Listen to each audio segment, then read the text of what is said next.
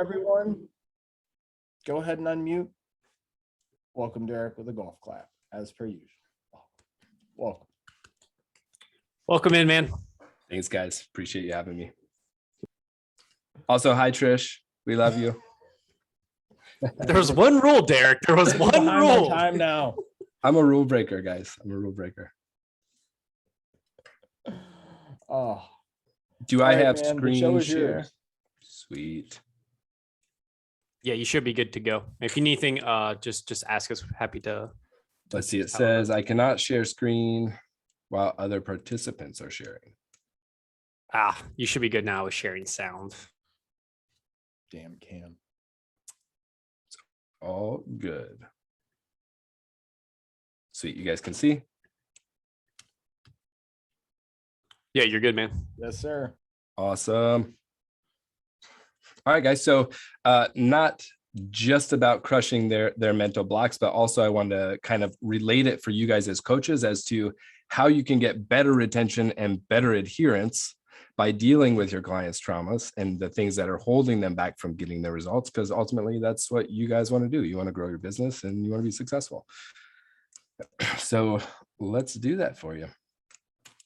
So for those of you guys that don't know me, Michael, thank you for the introduction. I'm Derek Hutchins. I'm a mental performance coach. I've also created Sailing Stone Performance, and I use Reiki and EFT as my biggest tools for doing mental performance. But my background has actually been in personal training and nutrition coaching. So I've been a personal trainer for over 16 years, and I guess nutrition coaching about 4. But what I've realized is I have a particular set of tools with the Reiki and the EFT that I really love digging into more than I love doing my other coaching. And so everything's kind of transitioned for me into just building the mental performance part. And you guys will see a little bit more of how I do that today and get an idea about that. So when we talk about retention, right, it's easy. You guys know this stuff. It's how to get our clients to stay longer, right? Why do we want to do that? Well, repeat business means we don't have to continually go out and chase more business, right? We're not all about just selling huge packages for 3 months and not getting any results for our clients. And then after 3 months, we got to go out and chase other packages, right?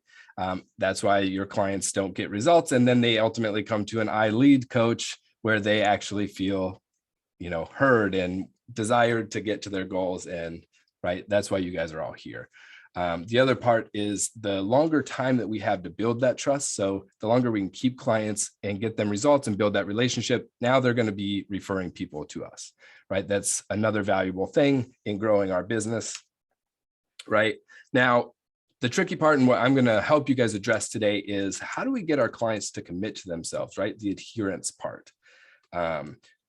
Obviously, why do we want to do that? Because when they're committed to themselves, now all of a sudden they want to learn. Right? They want to take what you guys are teaching them and they're going to get better results because of that. Again, that leads to them staying with you longer and more referrals. All right. So what are you guys doing? And feel free to answer, put it in the chat, whatever. What are you guys already doing right now to try and build the retention and adherence in your clients? Go ahead, guys. Drop in the chat. Yeah. Derek, I'll help you. I don't know if you can monitor the chat with everything you're doing. Perfect. We got a couple coming in. Alex says challenge. So challenges. Gaz is saying educate. Corbin saying educate. Jen is saying sell the journey. JT said deliver exceptional fucking results. Jordan says critical task. Winky face. Yes. Awesome, guys. So that's perfect, right? Like, what most coaches are doing or what you should be doing is you're educating them, right? The better education that we can give to them, the more knowledge they have. Now, all of a sudden they feel valued with the tools and they can start to do some of the work on themselves, right? Without having to always come back in and take your time to get it, right? And then you're getting them results because ultimately that's what you can sell with other people, showing testimonials. That's what's getting them talking to their friends and referring you, right? And then building trust, right? And building that trust is really getting to know them, and the more time we have getting to know them, now all of a sudden everything kind of repeats, right? You guys, I'm sure, are already doing all these things, but I want to know, like, what happens when your client's just full of a bunch of excuses. Let's go back. Right. And I know that you guys have heard these, right? Tracking stresses me out, right? It's too hard for me to meal prep. It's really just too difficult for me to cook a separate meal for myself and a separate meal for my family, right? Or eating healthy is just so expensive, right? Or simply just, I don't have time. I don't have time to track. I don't have time to go to the gym. I don't have time to meal prep, right? You guys, like, show me your hands if you've never heard one of these, right? Like, this is the super common, right? We all are dealing with these things. So ultimately, guys, what's happening is your client is self-sabotaging themselves, right? They're creating excuses and finding reasons why they're not going to be successful, why they can't follow through for themselves, right? And the reasons why they're doing that are a lot deeper. They're a lot more psychological, right? They feel like they're not enough. So deep down, they just don't feel they're worthy of having all the happiness, all the success. And so they're going to try and limit that, right? Let's see, I got to move this. Can you guys see? Okay, there we go. They don't like the attention, right? Being seen to them brings up a lot of trauma responses. And if they haven't appropriately dealt with that, then they're going to be having a lot of issues coming up now that they're starting to see results. They're going to try and sabotage that. Okay. Ultimately, it's because they're really comfortable in their story. So even though they're really miserable, right? Most of our clients, they come to us because they're not happy. They don't like who they are. They don't like what they, how they look or how they feel, but they're so comfortable in that story. They don't know who they are outside of that story. And so they stay in what's comfortable, right? And it brings me to like the familiar identity for them. They just don't know who they are, right? They've been this certain way for so long that knowing themselves as something else is scary. Okay. And so we got to give them that space to figure that out. So how do we take those excuses away, right? Well, first and foremost, guys, like, your clients have to be willing to address some of these issues. We can't help them if they don't want to help themselves, right? And you guys know this as coaches too. And you just pour everything into them and they seem to not, they're just taking, not really getting there. And it ends up draining us as coaches. So it's really important to be able to see, hey, at some point, clients need to start taking responsibility for themselves and like, look, I'm going to give you all the tools, but it's your job and it's your responsibility to use them, right? I'll be here to guide you, but you guys have to be willing to do that. Okay. So in order to kind of dig in further, we've got to understand how trauma response works. Okay. So as coaches, we got to kind of understand what maybe could be bringing up these self-sabotaging behaviors for them, right? And it's sort of a cause and effect. Okay. So if we look, we have this traumatic event that happens. Okay. From that traumatic event, we then have a bunch of emotions that surround that event. And with those emotions, we start to form these opinions about ourselves. Okay. And from those opinions, we then create an identity. This is now who we are. Okay. And from the identity, then we have behaviors that match that identity. And we take those cycles of patterns or behaviors and we repeat them through various parts of our life. And so they're, that one traumatic event, you'll see basically dispersed into all different areas, right? Relationships with people, relationships with food, relationships with yourself. Okay. All of those are kind of formed based on that traumatic event. And when we have these, we'll call them negative behaviors, right? The self-destructing, self-sabotaging behaviors, we're going to see a huge decline in health, right? And we're going to repeat that pattern until we can break that cycle, right? Until we deal with the root cause. So we'll go back and I'll give you guys kind of a quick example. Okay, so let's say you have a client who has a sexual abuse trauma in their past. And this could be consciously, they remember it, or it could be completely unconscious. They've, totally stuffed it down and they just don't think about it anymore. They even maybe have forgot that it's ever even happened. Okay. But they still created this emotion and this identity because of what happened. Okay. So in this case of having this sexual abuse, all of a sudden now, we're protecting ourselves with our emotions. It was so hard. Now I never want to feel that way again. Right. So what clients are going to tend to do is eat, right? Eat the feelings, but also now if I can put on weight, I'm going to be less attractive and it's going to be less likely for me to be sexually assaulted again. Right now, this is a really heavy one, but it's real. And I've definitely worked with people where this has been the case. Okay. And then you see that. So then you see that in the behaviors, right? So I'm going to eat all the junk food. And I'm going to do everything that I can to then, put on this body armor of fat and weight. So that way I'm not desirable to people. But when it's in our unconscious mind, we don't realize this is what we're doing. Right. And you guys will see it like, okay, they have their decline in health. Now they're with you guys, right? And they're starting to get results. And then all of a sudden, now they're getting attention from people. And it brings up that trauma for them, right? So that's the cycle that's continuing, right? And you'll see they start to get results. Everything's going really well. And then all of a sudden, oh, I'm not tracking anymore. Oh, I'm putting on weight, and that's really the self-sabotage, right? That's why what's happening is happening. So most likely when your clients are going through this and they're finding all those excuses, there's an underlying reason why. There's a trauma, there's something that's really holding them back, whether they know it or not, okay?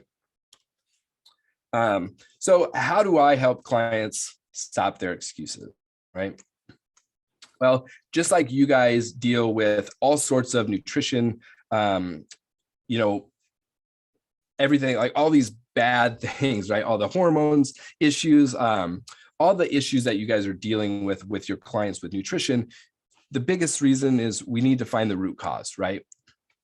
And you guys are really good at that. Like that's what we do. We don't want to just send them to a doctor and have them get medicated, right? People are coming to us to be able to learn everything about nutrition. So that way we can deal with all of their issues and not have them have to go and get medicated, right? And by doing that, guys, we're finding the root cause, right? And sometimes we have to dig through to find that, right? Well, with trauma, it's no different. It's very same, right? So all we're doing is we're uncovering the layers until we can discover the root cause. Okay. And some of your clients are going to know right away. They already know what the issue is. They just are trying to pretend it doesn't exist. Right. And then there's other times when they may not know consciously that what it is. And so you start at the surface and you just kind of, dig down. I always say it's like opening onions of the layer or layers of the onion, and you just one layer at a time. Okay. So basically you just will start with what's already kind of showing up. What is the behavior that they're self-sabotaging with, or what is the emotion behind it for them? All right. That's where you guys are going to start. So also I want to say like a little sidebar for you guys. If you guys are noticing that you're having imposter syndrome or that you're having self-sabotaging behaviors, then you can use these same tools to figure out, how you can break those for yourself and continue to grow your business, right? Also feel free to always open up, reach out to me. I know that Jordan and I did some, and I mean, Jordan, if you want to chat about that, feel free. Yeah, I mean, we hopped on a call to talk about some of my imposter syndrome, definitely my self-sabotage mindset before my last meet, which was super, super helpful for me. I know we've chatted, we had you on the podcast to talk about some of this stuff as well. So if you guys want to listen to Derek more, that's a plug to go listen to that episode because I thought it was awesome. But yeah, I loved it. Derek's he makes it really simple to do. So reach out to him if you guys ever need this for you or for client stuff. Thanks, Jordan. Appreciate you. Always got to get that plug, right? And also, guys, I've worked with Trish too, and Jen, my girlfriend, Jen Marker, you guys know. So lots of resources, guys. You're not alone. We've all worked through this stuff ourselves too. And that's why we're here to help you guys, right? And that's, again, Michael and I were talking earlier. That's why we love iLead so much, because we're all about building each other up and helping, right? So guys, the biggest tool that I use is EFT tapping, right? And it's been really studied a lot more recently, which I'm excited to share more about with you guys because I'm learning about it. So I've been doing tapping for like about 9 or 10 years now. And when I started, it was not, like researched. It was not really, it was kind of this like woo-woo out there weirdo stuff, which I loved anyway. And for me, it just, it helped me get through a lot of my past traumas and using it to deal with PTSD that I had. And in doing that, I just kind of felt so much different, right? And it kind of is what led me into doing this work. I'm like, okay, if I can use this to get through all of, the shit that I've been through, then I can use this to help other people get through it. And it kind of gave me more purpose and an understanding of it's okay to go through a lot of hard shit and you can come out on top, and now it can be sort of your hero journey to where now I have this purpose based on what I've overcome, right? And now, like I said, it's a lot more researched, which is super cool. And I'm seeing a lot more science and data. And so it's like, oh, it's not just in my head. There's actual, science and studies. So that's also cool. And I know you guys are more like the nutrition nerds, and we need that science to be able to explain better to our clients as well, right? So what is EFT? It's emotional freedom technique. Okay. It actually originated as TFT, which was thought freedom technique. And as TFT, it was very clinical. So it's a way of releasing fears, traumas, stress, and also physical pain. And what it is you tap on a series of pressure points similar to acupuncture. We call them meridians. And you tap on them while you recall the negative emotion or the traumatic events, right? And so as TFT, it was more clinical. You'd have to go to a physician, get it done. It was a lot greater process. And then a psychologist came along and decided, you know what, I want to make this easier. So he created EFT as basically a more simplified version that could bring it to the public and people could actually practice on themselves. They wouldn't have to go to a clinic to get it done. So that's what's got it a lot more into the masses and a lot more people being aware of it now. So how does it work? If we think of our bodies as just this really big circuit board full of energy, right? Anytime we have fears, traumas, pain, blocks, negative emotions, basically what it is these energy gets stored in our bodies, okay? It's sort of like the circuit is misfiring.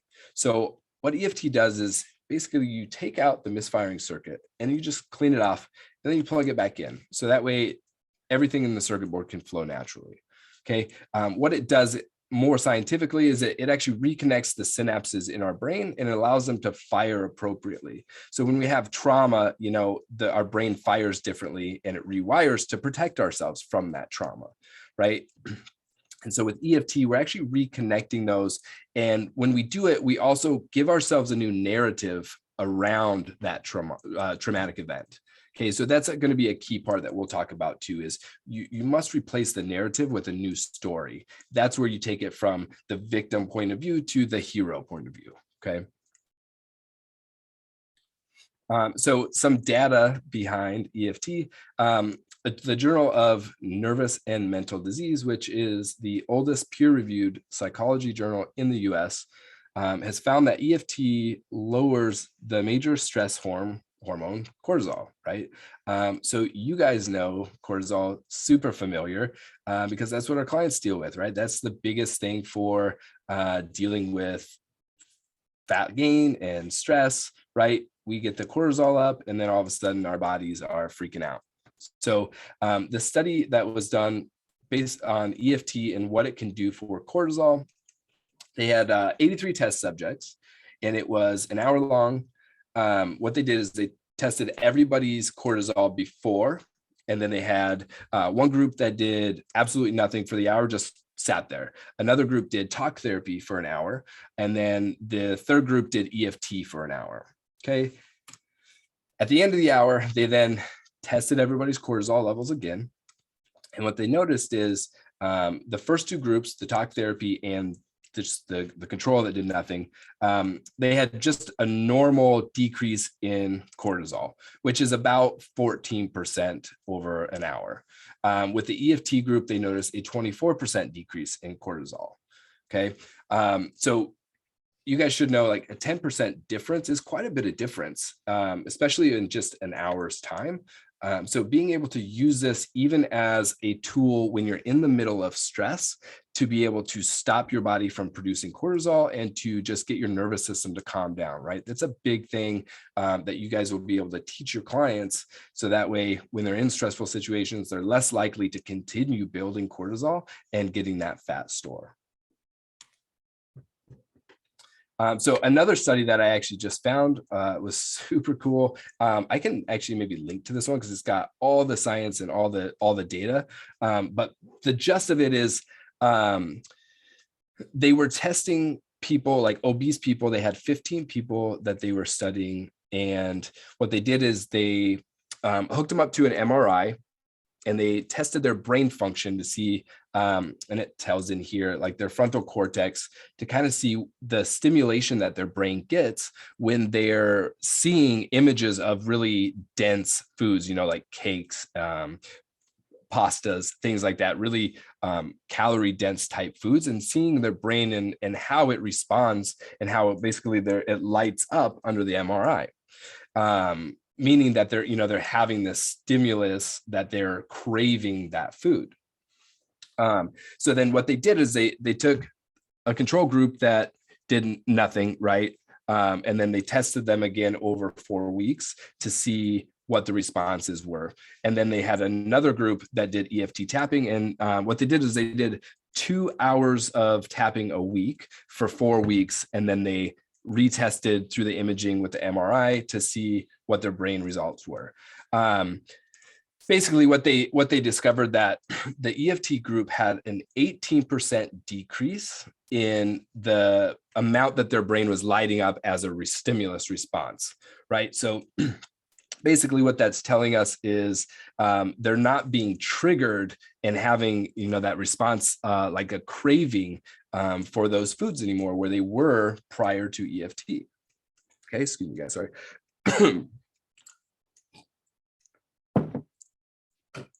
So guys, when we think about this for our clients too, if we can help them, to just another way, not only with the nutrition to make sure they're not having those cravings, but maybe we can use EFT to start digging into that as well and seeing why are they, craving that. Now, when I do it, when I work with someone, my goal is to work at the root cause, right? We've already talked about that. So I want to get down and I want to see, like, what is all the trauma that's causing you to even reach for those foods? But this would be a good way to do it on the surface level and just work with those maybe foods that they're so triggered by and see if we can decrease the amount of them craving those, okay? So how do we use EFT? So we do a tapping sequence, okay? So we talked about it's a sequence of meridians, right? So the first one is just on the eyebrow. Now, guys, I would say feel free to follow along. I want you guys to start seeing this and being able to feel it for yourselves as well. So the first one's on the eyebrow crest, right in here. So the first ones are all on the orbital bone. So the first one here, right inside, and all you guys do, like, you take like 1 or 2 fingers. I say dominant hand on, like, I'll start on dominant and then I'll go on to the non-dominant. Honestly, guys, whatever you feel is best for you. If you want to use your left hand, your right hand, there's not a specific way necessarily that's going to say, oh, like, this is better, or this isn't better. I know some people tap on both. I don't teach that technique. But what I have noticed is when I'm really, really stressed, or if I'm really working through a lot of trauma or a lot of things, for myself, let's say, and I'm always tapping on one side, every now and then I'll just shift and tap to the other side and, like, let's just give that one side a break and reset on the other side. Okay, so the first one is on the eyebrow here, and we'll just tap about 5 to 7 times. The second one is on the outside of the eye right here, again on the orbital bone. The third one right on the under eye, also on the orbital bone. And then we go underneath the nose and above the lips. Okay. And then on the chin, underneath the lips and right above the chin, kind of in the divot. And then the next one's underneath the armpit. This one's a little bit more tricky. You should feel kind of a sore spot right around like your first, second rib. That's actually the spot right there. And I teach people like, even use all 4 fingers if you want to. And then guys, you don't need to pound on it either. You want to tap enough to where you feel it, but you don't need to be like causing yourself bruising. Okay. The next one is actually on the thumbnail bed. So if you think about where your thumbnail meets, your skin, you're going to tap right on that. Okay. And then it's the same spot on the forefinger, the same spot on the middle finger. And then we actually skip the ring finger. We do the same spot on the pinky finger. And then we finish on the top of the head here. Okay. You're usually taking a nice deep breath, getting a good exhale. All right. And that's the way I teach it for the first week. Even when I teach the classes, I want to have people really get just dialed in with what that sequences, so that way when we start adding in what we talk about, then it's a lot easier for them. Okay, so things that we want to look for too, is like a large sigh, a yawn. Sometimes we'll have like a laughter or a chuckle. Often there's other times we're crying. Sometimes I just feel like this big rush of energy that's through my body. So these are all kind of signs that something has shifted and something, energetically has been removed for you. Again, on the first week when I'm working with people, what I do is I have them tap every morning and every evening, just simply 1 round through, even 2 if you feel like you want it. And the only intention that I set is like, I'm just going to, shift anything in my body that needs to be shifted. So, find the verb that works for you guys too. So it's like, I'm just going to let go of whatever I need to let go of. So in this case, it's like, I don't even need to know what's holding me back. I'm just going to let it go. Right. And what this does is it just is allowing you to kind of seed that sequence and get really, really comfortable and familiar with it. Right. But we also want to have that intention of like, I'm doing this to promote myself to get it better. Right. I'm here to release things that I don't need to hold on to anymore. Right. So just shifting that energy. Okay. And then we go in a little bit further. So the next week after that, we start in with what we call the setup statement. Okay, so the way the setup statement works is this is called our karate chop. And this is where we basically, again, like 3-4 fingers, we chop, we tap on the karate chop. And then what we do is we repeat this 3 times through. So you would say, even though, and then you would insert the problem. Right. So it can be the emotion, it can be what's holding you back. So let's say you're feeling imposter syndrome. Right. And you just feel like you have no idea what you're doing. Okay. So you would just say like, well, even though I have no clue what I'm doing, I deeply and profoundly love myself. Okay. And then you would go, even though I have no clue what I'm doing, I deeply and profoundly trust myself. Even though I have no clue what I'm doing, I deeply and profoundly accept myself. Okay, you guys feel free to follow along and do this as well. So that's how we would set that up. You go 3 times through. I love myself. I trust myself. I accept myself. Sometimes it's I love and accept myself. I love and trust myself. Right. It's not any specific. I messed up one. It's all ruined. It's not like that. But what it is about is it's getting kind of digging down. We're working on letting things go from our unconscious mind. And not allowing those things to keep holding us back. Okay. And what I've often had kind of come up for people, a lot of coaches too, is sorry guys.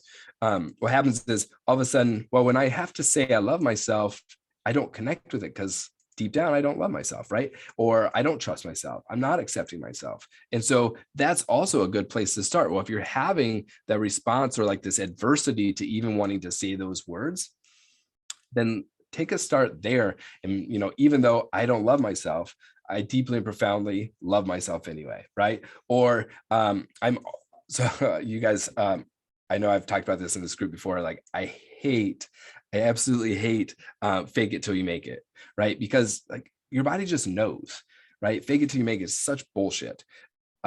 So in this case, like you can't fake yourself out, right? Your mind, your body, you know. So basically what you do is like, hey, even though I don't love myself, I'm going to learn to love myself, right? So accepting where you're at right now and know like, hey, let's figure this out, right? And that's not faking anything. You're actually admitting, hey, I'm okay being right here. This isn't where my long-term goal is going to be, but I know that I can get there. Like, let's learn to love myself. Let's learn to trust myself, right? And then you'll get to where you're like, you know what, I do love myself. Or you'll find like, you know, we do connect deep down. It's like, yeah, I do love myself. I do trust myself. I've just learned a lot of shit, you know, that's happened, a lot of trauma that's caused me to not trust myself, that's caused me to not love myself, right? So when you start digging through that and letting that go, it'll be easier for you guys to connect to those aspects as well. Okay, some chats coming in, so I just want to see here, guys. Does anybody have any questions?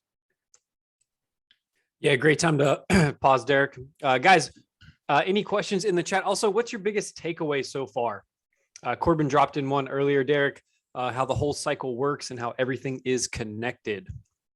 Yes. Guys, drop in there. What's your biggest takeaway so far? And then any questions that are coming up. And now, Derek, I do have a quick question. Like you said, typically the first week, you suggest they do this once morning, once night, and then possibly if they're like open to it, they do it another time, or would that just be dependent on the person? You would suggest twice? Yeah. So usually it's like first thing when you wake up, just to kind of clean the energy, you know, like let go of the night before and just kind of get ready to tackle your day. So kind of like a you know, like focus for you would be, you know, getting ready for the day. So it's like, I'm going to let go of whatever I need to let go of. And then I'm just going to get into the day, you know, and just like super focused, get ready. And then at night, it's sort of the opposite where, you know what, I'm going to let go of the day. I'm just going to, you know, de-stress from it. And I'm going to allow myself to kind of like relax, de-stress, and get ready for bed. Right. So it's kind of two separate ways of using the exact same tool. And the premise is just to, you know, release whatever we're holding on to, but, you know, with an intention of, you know, energizing for the day or unwinding at night. Does that clear that up a little bit? Absolutely. Totally makes sense. Callan has got a question next as well. Go ahead. Unmute, Callan. Hey, so it was on one of the slides, like after you did the tapping all over, like you try to notice some kind of sign that they give, whether it's like a sigh or laugh or cry, that one. If you do notice this, what do you do after that? What are you trying to take note of? What are you wanting to do if you are experiencing a sign? Yeah.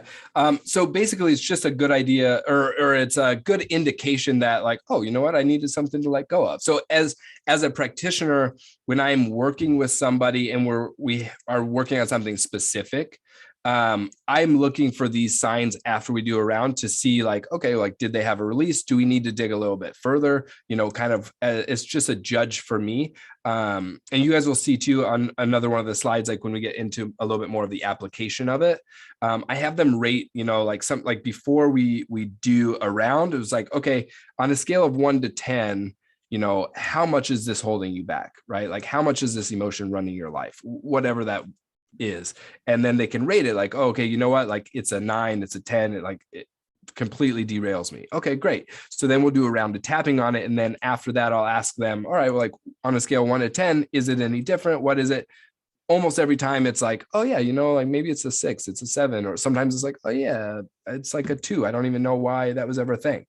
Right. So that's a good way to kind of judge and see how well it's working, or maybe you need to do another round on it.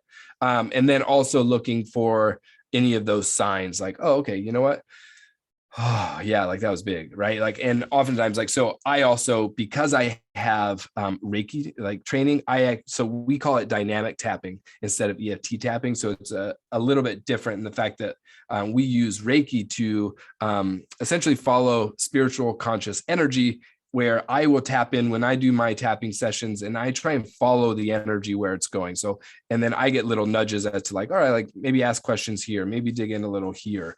And then one thing that you guys can start to take notice as well is, like we talked about the layers of the onion. So usually that first layer, once you tap on that first one, you almost always get some sort of insight, where it's like just will pop in like a thought. And sometimes it's like, oh man, I haven't thought of that since I was, 5 years old, or, oh, I remember this one time, or, oh, and it's always connected. Like there's no coincidence why that's coming up. And so being able to say, oh, you know what, like now this kind of came up, right? Well, great. That's now narrowing the focus for us to then finding the root cause. Does that answer that for you, Callan? It does, yeah. So I guess like after you do a tapping, like, is there like a limit to how many times you would need to go through? Are you trying to look for a specific number for a number to come down, or?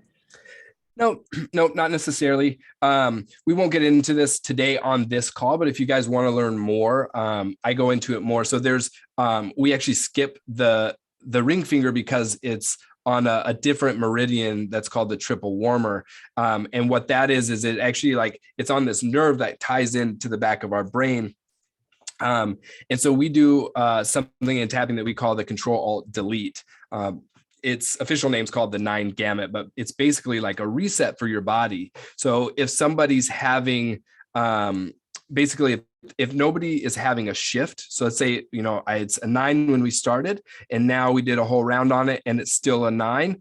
All right, well, you're what we call psychologically reversed, right? And we'll talk about this a little bit more too, but right now it's fine. So what that means basically is unconsciously, you're not wanting to let go of what we're trying to let go, right? It's an identity that's been so seated in there that like you're so scared of letting that go because now you don't know who you are without it, right? And we see this a lot with just with like those excuses. For instance, I had one person who they identified as just having so much anxiety, like, oh, I'm just a really anxious person. I'm just, it's like, okay, well, do you want to let that go? Right. Because often what happens is we actually get these labels for identities when we're younger. Right. And it's very often somebody that we like admire, somebody close to us, a family member, a friend, teacher, coach that put this label on us.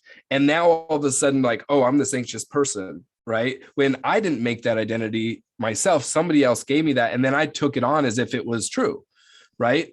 So now like their whole life, they're this anxious person. And now they don't know who they are without the anxiety. And then where it becomes tricky is that identity is what they tie into to then be able to have all of their excuses as to why they're not successful, why they're not following through, why they're not enough. Right. So that if we let go of that, all of a sudden it opens up a whole new world of, well, fuck, now I have to follow through with all the things I said, like now I have nothing holding me back. I have to do all these things. And that's scary, right? Like, I don't know who I am now as a successful person because I've always had this excuse and I've always made up reasons why I just failed. Right. And that's the comfortability that we get into based off of the identity of, well, I'm just this anxious person. Okay. So when we're psychologically reversed, we don't want to let go of that identity because I'm too scared shitless of who I am without that because it's unknown. So we do the reset and then we go through another round again, a little bit differently. And then basically it's like, okay, yeah, well, like, you know what? So we're tricking the subconscious into letting it go anyway. And that's what we do with the setup statement too. So the setup statement was actually designed for that exact reason, is like just letting go of any possibility that you might be psychologically reversed.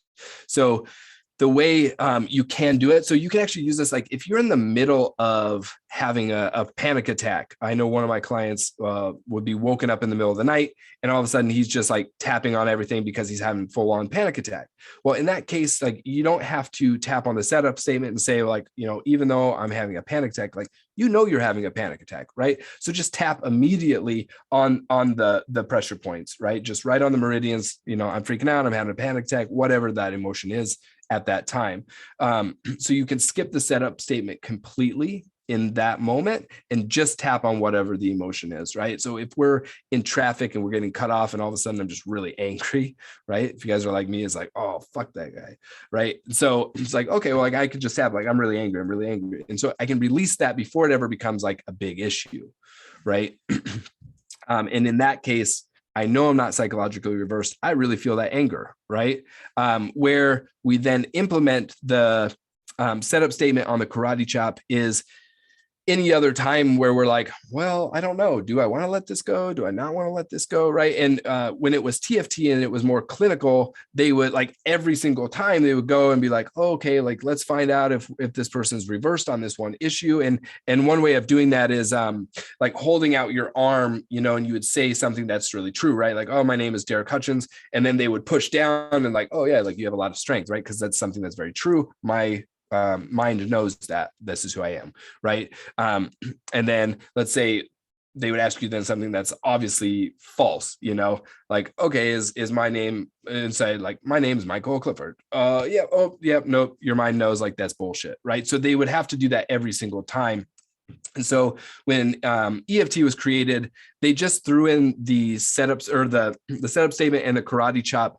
So that way, if you're reversed, it's going to eliminate that without having to figure out beforehand, am I reversed or am I not? So it just sped up the whole process of the treatment, and it was a lot more user friendly. So that's why we use the setup statements. And that's why it's like, well, even though I have this certain thing that's messing me up, I'm gonna let it go, right? That's basically what we're doing. Does that clear that up for you? It does. And then, sorry guys, one more question. For the, I think it's a slide after this or so, like in the morning, you said that you would just say something and then like at night you would say something. Are you like verbally saying it like, I am going to let this go, and then you start the tapping? Like, yeah, so I'll do an example for you guys too. You guys can feel free to follow along too, because why not, right? Then you can see if you guys have a little shift too. So basically I'll just tap and like, I'm just going to release anything that needs to be released. I'm just going to release whatever needs to be released. I'm just going to let go of whatever needs to be let go.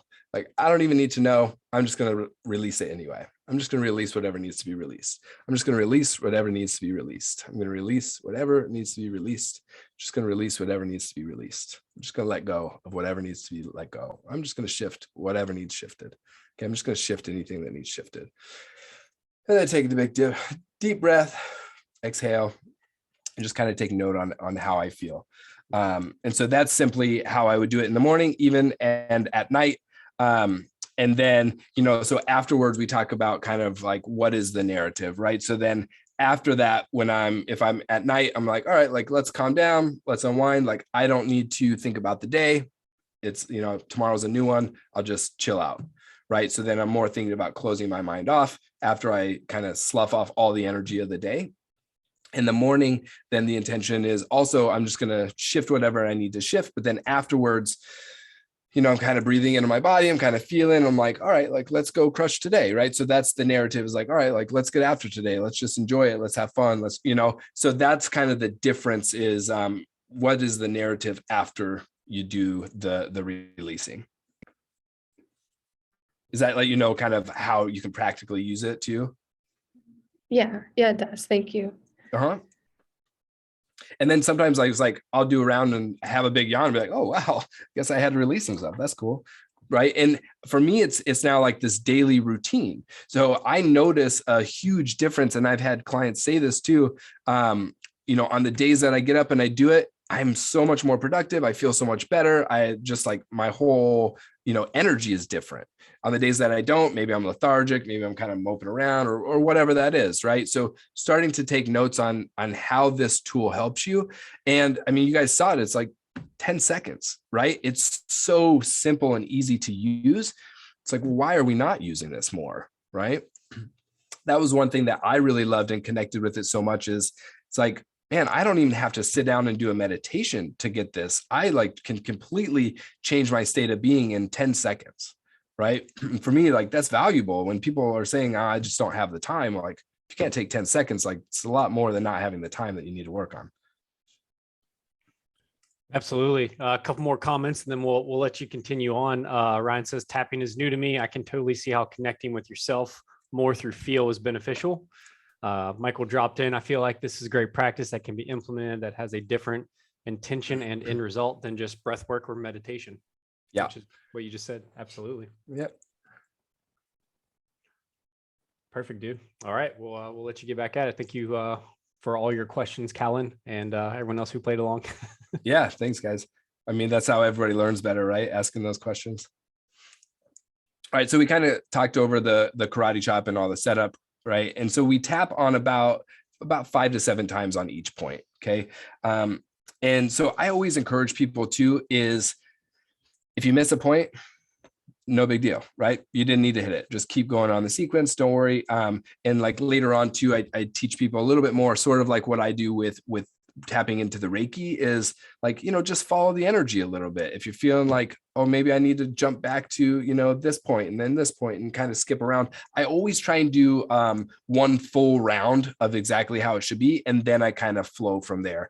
Because also there was another study that they did where they did something similar to EFT, where it was tapping on pressure points, but it wasn't in the sequence. It was just kind of like randomized. And the end result was that it was not as effective as this actual sequence is.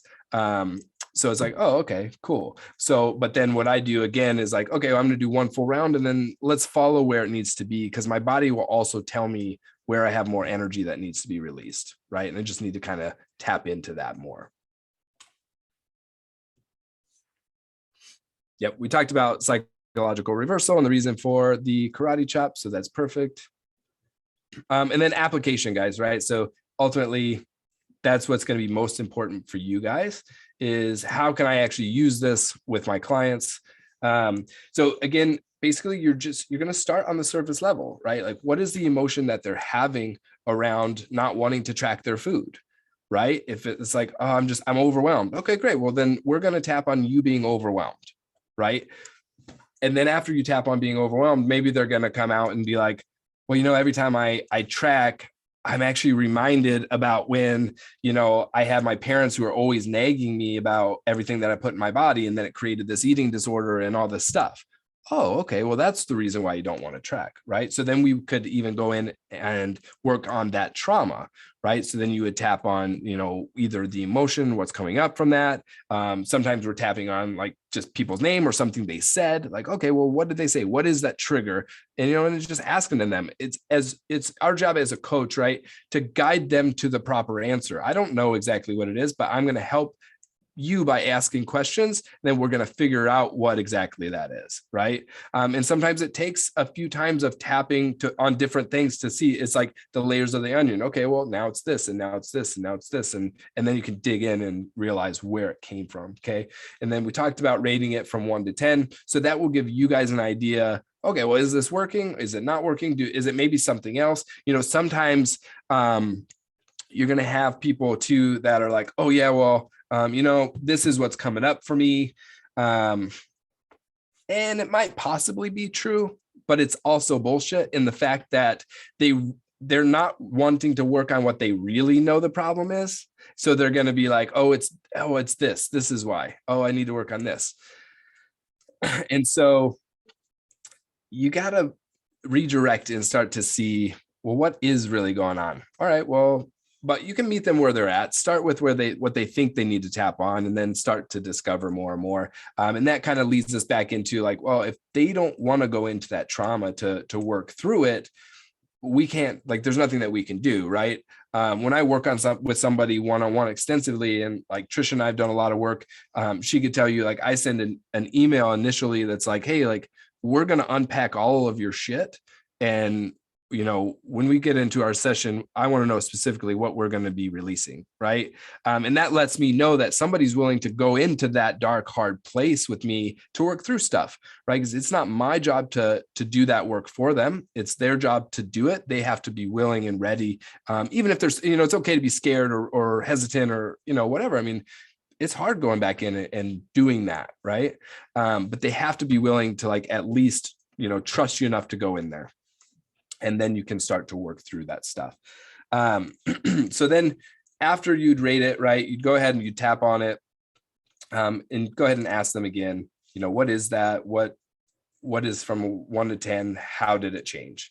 And then from there, asking the question was like, okay, well, like, did you get any insight? Like, how do you feel? Sometimes it's like, oh yeah, no, I feel fine. Or I feel it's still there. Okay, great. Well, like, let's dig in a little bit more. Let's tap again. Or, so kind of projecting that with them and letting that flow.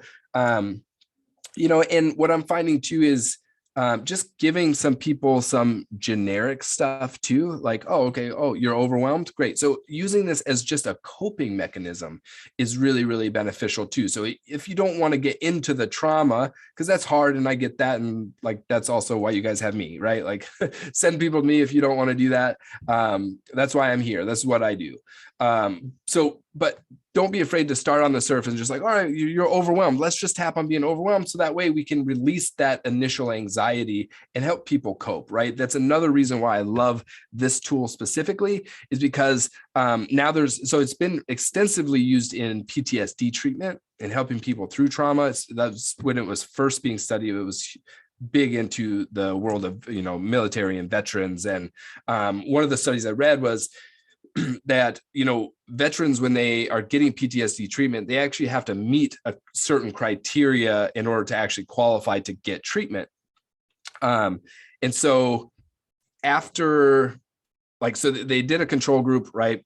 Some people did just the traditional, I think it's talk therapy and maybe cognitive behavioral therapy that they do for PTSD treatment. And then now they're also adding EFT. And they saw with the group that added the EFT, after 6 sessions, I believe it was like either 60 to 80% of those veterans no longer qualified for PTSD treatment because they were simply better. And then after 10 sessions, they saw long-term lasting effects, and they just never were affected by the PTSD again. So to me, that's huge, right? And I told you guys, this was how I got into it too, is working through a lot of my traumas. And then also what I actually learned from Travis, which I thought was really cool, is that now it's being shown that as a coping mechanism, if you're using tapping to get through a traumatic event, it's going to stop you from actually getting PTSD that develops later on. So that's really cool too. So being able to just use it as a coping mechanism is one way, right? And that's simply being able to tap and allow yourself to release that energies and the emotions as it's going through and as it's actually happening, right? So you can use it in that fact of like, all right, we're just going to use it to cope, to get through like the initial, all this anxiety, all the emotion, whatever I'm overflowing with. Okay. Or you can use it to dig into like really hard past shit and to release it so that it's no longer. And when we do that, that's where we flip the script, we call it, and that's where we change the narrative the most, right? So we then take this really traumatic event that will, cause this essentially victim ideology, right? Like all this happened, so I'm just not enough, right? And then we can change that to like, oh, well, even though that happened, I'm still going to find myself. I'm still going to have power in doing what I can do, right? And so we change that that narrative, and that's where now this story that once held us back. Jen actually had a super good way of putting it, and she went through a traumatic relationship, and basically it's like, before, when we compartmentalize things, we want to try and pretend like we didn't go through the event, right? Oh, nope, it's nothing. And we just move on and we try and push through. But then we see all of these recurring patterns start to show up, right? We're guarded in other relationships. We now don't want to, be vulnerable and put ourselves out. So like it starts to cycle these patterns into all sorts of different areas, even though we think we're not thinking about it. And then what happens is it's like this thorn in us, right? It's like the sharp pain. And when we think about it, it's like it weighs us down, it holds us back. And after tapping, she said, hey, the difference now is like, I still remember that event, but that sharp thorn is now just more like a rolling hill. Like it's just something that happened. It's not something that is holding me back. Right. So that's huge, just being able to release those things, especially when we think, we've dealt with them. I've had lots of students now where, oh, like I thought I'd let go of this stuff, but now I see how it's showing up in all these other areas. And now we can actually release it for good. Right. Any questions on that, guys? Yep. So basically, look, guys, if you guys want to focus on nutrition and you don't want to deal with the psychology of your clients, I think that we have an opportunity to partnership. All right. So Jen can even speak more to this as well. So her and I did a group, and we're actually launching another group on Sunday, where she has seen a huge amount of success in her clients when it comes to retention and when it comes to adherence. And now they're starting to realize, hey, I have all these things that I've been, using as excuses as to why I'm not doing these things. Great. Well, like they come with me and we work through those things. And now all of a sudden, actually, I want to track because I want to be successful. Like I'm really excited. I do feel like I'm enough now to start to work hard and to start to see that success. Right. And then also, if we go back to the sexual abuse, like when we're having that, oh, well, now I'm being seen and I want to diminish my results because I don't like the attention. Well, now all of a sudden it's like, yeah, no, I'm okay being seen. I'm okay changing that narrative because I can let go of that trauma. Okay. So that's, we've seen huge results in our group. So I don't know if Jen wants to share a little bit more to that. If she's still on. Sure. Yeah, I'm still here. Yeah, I mean, as far as like client retention, like everyone that was in the group continued coaching afterwards. They referred friends. People in the group were literally like, I have gotten through more with you guys than I have with my therapist. So between the nutrition part is great, but when you have clients that are pushing back and are like, oh, tracking is hard, it takes too much time. And then you have Derek that's going in and is like, hey, so, tell me what's bothering you. Like, yeah, I'm not sticking to my macros. Okay, well, why is that?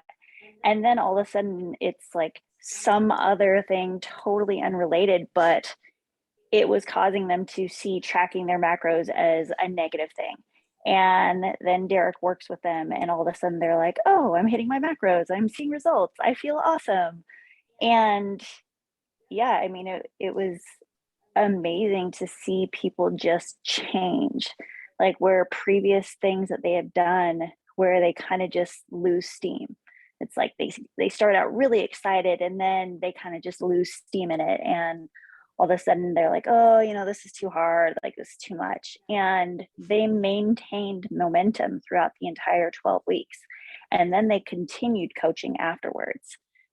So, and then they told their friends, and then there were more referrals. So like all in all, it was like the missing piece to the nutrition aspect of things, because it addressed the mindset too. And then it brought about a ton of testimonials and, just everything that you want to help to improve clients' lives and also like grow your business was involved with this and a result of it. So yeah, that's what I got. Thanks, Jen. Uh-huh. Yeah, guys. So again, like I just want to offer to you the opportunity to be able to work together in whatever facet that means. Even if you just want me to come and give a presentation to your community, I'm all for that. My goal is just to be able to give this tool to as many people and start to help. If you guys are like, oh, you know what, like I could use this, I'm self-sabotaging, I'm doing stuff, cool, like even join a group, like we'll talk about really giving you all of these tools, so then when you can start using it on yourself, just like that's what got me into this. I used all these tools on getting over my shit, and now I'm like, well, shit, man, if I can do this, I got to help other people do this, right? So that's easier for me now to then coach other people because I've done it, right? That's also why most of you guys are nutrition coaches, because you learned all that shit, you applied it to your life, and now you want to give that knowledge to other people. So whatever that means for you guys, cool, reach out. I have YouTube channel as well that I talk about even all of these in depth. So I've got 4 different videos on there that just talks about the techniques of tapping, and it progresses you as well. So feel free to just check that out or reach out, like use me as a resource. That's what I'm here for. I got one more thing on the side of like tapping to be a better coach yourself and getting out of your own way. Like Derek and I worked on things like that because, when it came to like posting on Instagram and on Facebook and just being like, oh, what if Lane Norton calls me out and like says that what I'm saying is bullshit. And I mean, it was a real fear that I had. And, you know, we tapped on it and Derek was literally like, if he calls you out on something, like, congratulations, you made it. But it was like a real fear. And we sat down and kind of talked about the things that I was doing to essentially hold myself back. And we just kind of tapped it out and went into kind of some past things as far as like even my previous relationship where the fear of being seen was very much something that was hindering me from being a better coach, from putting more things out there and growing into kind of what I really want to be and who I want to be. So, you know, from a personal side as well as like a group side, this has been a very powerful thing for both myself and like clients that I've worked with. So that's it for now, I promise. I can speak on my personal side of my experience with Derek if you would like me to, Derek. Yeah, absolutely. All right. Can you guys hear me okay? Awesome. So you guys all know who I am, so I don't have to introduce myself, but not many people know this because I haven't shared it on all of my platforms, but you guys all know I've been pretty open since August about everything that Michael and I and our family has been through. What you don't know, a lot of you don't know, is 3 days after Zach died, I reached out to Derek. He was actually one of the first people besides my family that I reached out to. I trust Derek. I knew him from Jen was a nutrition coach of mine, and I got to know him through her, and just they're wonderful people. So I did trust him and have great respect for him. But besides that, I reached out to him 3 days after because, guys, I didn't have the capacity to read a self-help book. I did not have the capacity to Google and YouTube what I needed. I was in a terrible place, as you know, as you could imagine when you lose your son. I also didn't want to call a physician that was just going to put me on some type of prescription medicine. It was also important to me to stay sober through this process. So I didn't want to try to find an answer in the bottom of a bottle or go down and take a bunch of, you know, drugs that I could get. You know, we are in a legal state here, so I could do that as well. I wanted somebody that could help me get through just this terrible panic, this trauma that was just overtaking me. I couldn't sleep through the night. I couldn't eat. I was just in a worst position possible, you know, thinking of taking my life. And that's the truth. So I reached out to Derek, and within our first session, no, I wasn't cured. No, everything wasn't better, but I was lighter. He helped me just release some of the things that were just suffocating me, literally suffocating me. And I felt lighter. And because I felt lighter, he taught me the tapping, and then he taught me that I could use it in the moment. And I started tapping in the moment. I'd get up in these panic-stricken states in the middle of the night, and I would tap, tap, tap, and I would say it, and I believed it, and I was, okay, I felt a little bit of release and a little bit of release. And I kept working with Derek on a continuous basis, and my husband can attest to this as well. And I kept working with him and just kept seeing the results of what tapping did, along with everything else that I was doing. So that's key as well, is if you want to grow and get through things, it's not just going to be one thing. You are going to have to do multiple things as well. And so will your clients. But tapping was key for me. Derek, he's a Reiki practitioner. He knows this. He doesn't just do it because he has to do it. He loves it. He's the most compassionate person. But he also is brave enough to tell someone like me that can be pretty headstrong, no, that's fucking bullshit. No, I won't let you do that. No, he puts you in your place when you needs it, but he also wraps you in that compassion and brings you through it as well.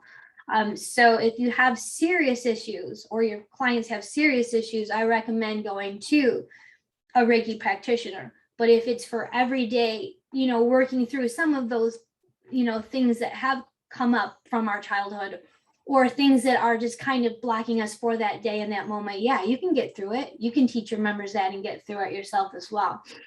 But for me, tapping is life-changing, and that is the truth. And I love it, and I will always continue to do it. And I can't say enough praises about Derek and Jen, because I love them. So that's all I have. I hope it helps. Thank you so much, Trish. Yeah. Appreciate that. Well Yeah. done. Thank you, Trish, for sharing. Thank you, Jen, as well, for sharing. Guys, I'm gonna add to that real quick. I won't be very long.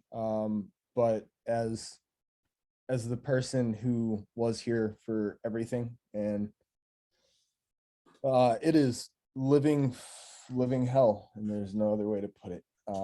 But the changes, the strides that I've watched my wife make over the last 9 months through implementing this. I am cold, I am logical, I am scientific, I'm Dr. Asshole, as sometimes we jokingly say. Yeah, if this is something that you're even on the fence where you're like, I don't know, kind of sounds like it, try it. Like, I will personally challenge you to just try it yourself. It's effective. It's very, very effective.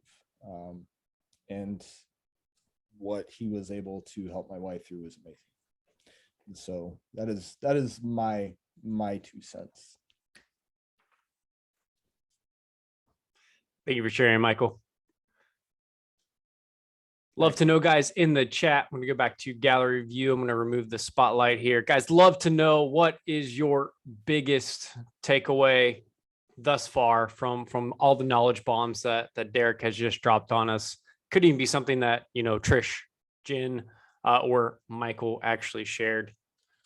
Love to know in the chat, guys. Hit us with something. Love to see one thing from everybody. What's one thing you're taking from this? Could be something you're going to implement with your clients.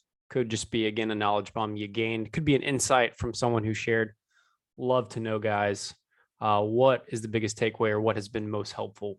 While you guys are thinking and typing, I do want to, and I put this in the chat, but I want to remind you, you're human. We're all humans. You are feeling creatures. You are addicted to feelings.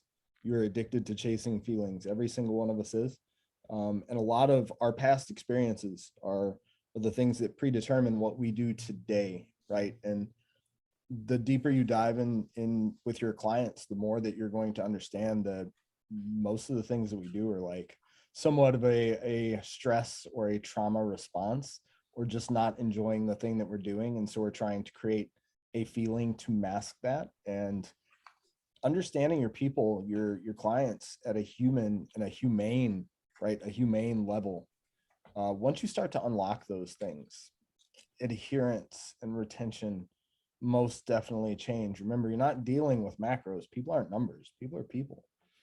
And the feeling that you give to them is so very, very important. And the more connected you are to them and helping them understand themselves and why they are the way that they are, is a valuable thing to do for another human being, because you are altering their life's journey when you create that kind of awareness and help them move through things. So just another viewpoint on this, guys. That's all.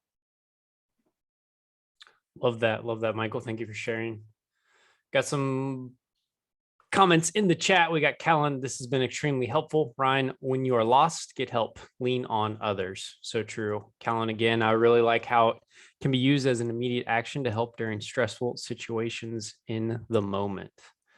Jen comments, this is a completely new thing to me. I'm going to practice this technique on myself, as I am 100% self-sabotaging and suffering with limiting beliefs. I like that it's quick and practical. Fantastic. Callan's one of those slides, Derek. Of course, she has. That's the natural coach response, right? Hey, can we get the PDFs, please? Thank you, Callan. Yes, no doubt. Awesome. Yeah, guys, the recording will be up if you want to run back through this. If Derek is so gracious enough to send us over the slides, we'll make sure we attach those, print them out, make your own little comments on them as well. By all means, I'm sure Jen will end up making it into a doc that's UK Jen. There'll be some sort of Excel spreadsheet made out of this for sure. Guys, could everyone please unmute? Give Coach Derek a big thank you for taking time out of his day to go ahead and give us this amazing training. Woohoo. Thanks, Derek. Thank you, Derek. Thank you. You're welcome, guys. Thank you so much for attending. Derek, how can people get a hold of you? What's the best way, whether they or they have clients that they actually want to possibly either attend this next workshop or maybe work with you in the future? What's the best way to get a hold of you and actually proceed from there? Yeah, so I'd say either just texting me or looking me up on Instagram, Facebook. That's usually a pretty good way. Do you want me to link that into the chat? Yeah. What's your Instagram handle? Just because on the recording, two people won't be able to see the chat necessarily. So what's your handle there? Or you can sound out. I wouldn't give your number right away. Just letting you know in case in the next couple months there's quite a few people in here. You get 50 texts. Could be a good thing. Could be bad. Yeah. So on Facebook and on Instagram, it's just my name, Derek Hutchins. So also too crazy. Michael said you used to be a model, so I'm wondering, like, someday we're gonna take a deep dive down that rabbit hole. Unfortunately, I mean, if you guys just Google me, you'll find some. I'll go into the Googles. Love it. Yeah. We'll stop the recording here.